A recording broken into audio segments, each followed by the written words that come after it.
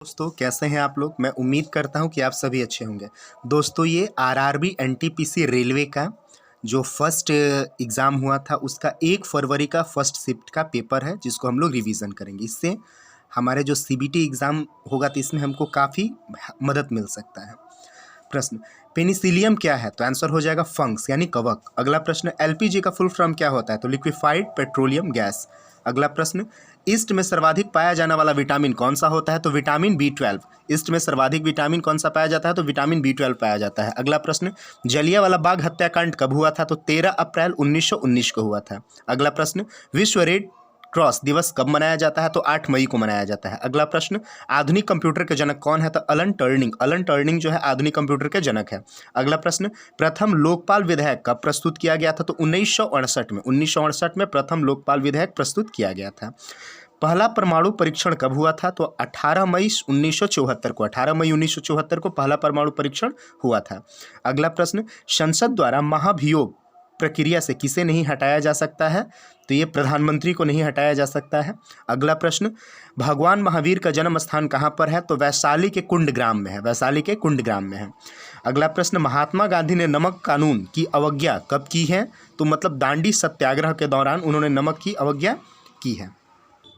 हमारा अगला प्रश्न है, एशिया का सबसे पुराना स्टॉक एक्सचेंज कौन सा है? तो बॉम्बे स्टॉक एक्सचेंज ये एशिया का सबसे पुराना स्टॉक एक्सचेंज है। अगला प्रश्न, भारतीय राष्ट्रीय कांग्रेस की पहली भारतीय महिला अध्यक्ष कौन है? तो सरोजनी नायडू। अगला प्रश्न, दिलवाड़ा जैन मंदिर कहाँ पर है? तो राजस्थान के सिरोही जिलों के माउंट आबू नगर में है।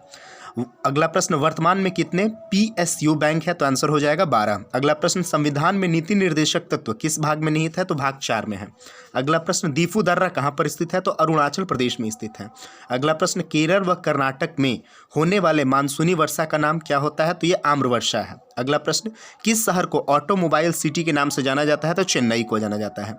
अगला प्रश्न, यंग बंग आंदोलन के मतलब संस्थापक कौन थे? तो हेनरी लुई विवियन देरोजियो थे। ये यंग बंग आंदोलन के संस्थापक थे। अगला प्रश्न, भारत में इंटरनेट की शुरुआत कब की गई थी? बहुत महत्वपूर्ण प्रश्न है दोस्तों। भारत में इंटरनेट की शुरुआत कब की गई थी? तो 15 अगस्त 1995 को भारत में इंटरनेट की शुरुआत की गई थी।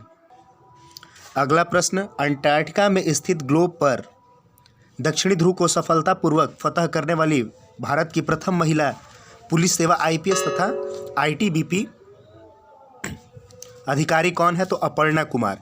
अगला प्रश्न, UN वर्ल्ड हैप्पीनेस रिपोर्ट जारी करना किस वर्ष से शुरू किया गया? तो 1 अप्रैल 2012 से। अगला प्रश्न हमारा है, वातावरण में किसके मौजूद होने से हे फीवर या एलैग्रिक मतलब पराग ज्वर हो जाता है? तो पराग पोलेन के द्वारा। अगला प्रश्न, किसने भारत के राष्ट्रपिता को राष्ट्रपति पुरस्कार के जीतने के लिए IIT मद्रास की पहली छात्रा बनकर इतिहास रचा? तो आंसर हो जाएगा कविता गोपाल। अगला प्रश्न, पूना पैक्ट किनके मध्य हुआ था? तो भीमराव अंबेडकर एवं महात्मा गांधी के मध्य हुआ था। अगला प्रश्न, चार मीनार कहाँ पर स्थित है? तो हैदराबाद में स्थित है। अगला प्रश्न, भारत में राष्ट्रीय आय की गणना कौन सी संस्था करती है?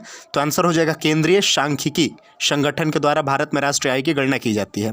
अगला प्रश्न, इनमें से कौन सा UN संयुक्त राष्ट्र का 2030 तक का विजन नहीं है? तो आंसर हो जाएगा संपूर्ण विश्व की जनसंख्या का 1/3 कम करना। अगला प्रश्न, प्रकाश वर्ष किसकी इकाई है? तो आंसर हो जाएगा दूरी की इकाई प्रकाश वर्ष है। अगला प्रश्न, जिला एवं सत्र न्यायाधीश किसके अधीन कार्य करते हैं? तो यह उच्च न्यायालय के अधीन कार्य करते हैं। अगला प्रश्न, नवीकरणीय ऊर्जा का स्रोत कौन सा है? तो आंसर हो जाएगा सौर ऊर्जा, पवन ऊर्जा तथा जल विद्युत ऊर्जा। अगला प्रश्न, प्राकृतिक गैस के भंडार किस देश में सबसे ज़्यादा है? तो रूस तथा दूसरे नंबर पे आता है ईरान। अगला प्रश्न, भारत की सबसे बड़ी कच्चे तेल और प्राकृतिक गैस की कंपनी कौन सी है?